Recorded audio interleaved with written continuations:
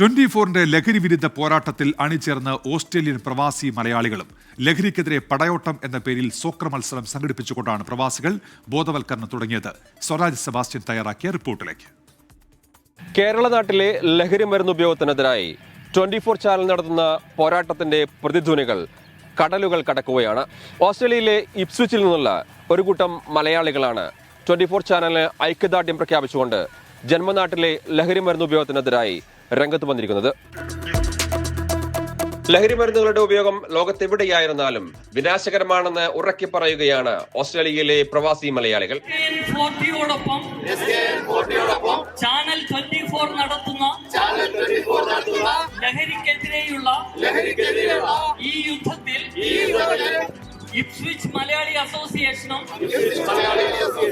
Ipswich United Sporting ക്ലബ്ബും പങ്കുചേരുന്നു. Ipswich Malayali അസോസിയേഷനും യുണൈറ്റഡ് സ്പോർട്ടിംഗ് ക്ലബ്ബും ചേർന്നാണ് ഫുട്ബോളാണ് ലഹരി എന്ന സന്ദേശവുമായി ലഹരിക്കെതിരെ സോക്കർ മത്സരം സംഘടിപ്പിച്ചത്.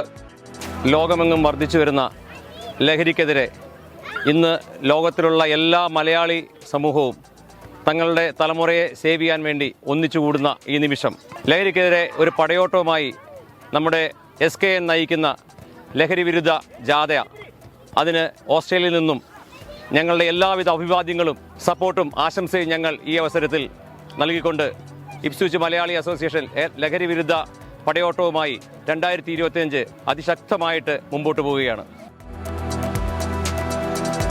ലഹരിയുടെ നീരാളിപ്പിടുത്തത്തിൽ നിന്ന് കൗമാര യൗവനങ്ങളെ അകറ്റി നിർത്താൻ കായിക വേദികളെ ഉണർത്തുകയാണ് ലക്ഷ്യം.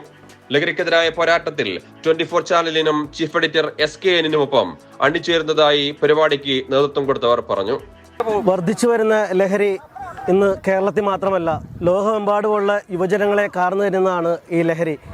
ആ ലഹരിക്കെതിരെ ഇന്നിവിടെ ഇപ്സ്വിച്ച് മലയാളി അസോസിയേഷനും ഇപ്സ്വിച്ച് യുണൈറ്റഡ് സ്പോർട്ടിംഗ് ക്ലബ്ബും സംയുക്തമായി നടക്കുന്ന സ്പോർട്ടിംഗ് ഇവൻറ്റിലൂടെ നമ്മൾ നാട്ടിൽ നടന്നുകൊണ്ടിരിക്കുന്ന SKN നേതൃത്വം നൽകുന്ന 24 ചാനൽ നേതൃത്വം നൽകുന്ന ലഹരി വിരുദ്ധ ക്യാമ്പയിന് എല്ലാവിധ അഭിവാദ്യങ്ങളും നേർന്നുകൊള്ളുന്നു. ലഹരിക്കെതിരായ ബോധവൽക്കരണത്തിൽ കായിക മേഖലയിലേക്ക് കൂടുതൽ യുവജനങ്ങളെ കൊണ്ടുവരാനുള്ള തയ്യാറെടുപ്പിലാണ് സംഘാടകർ.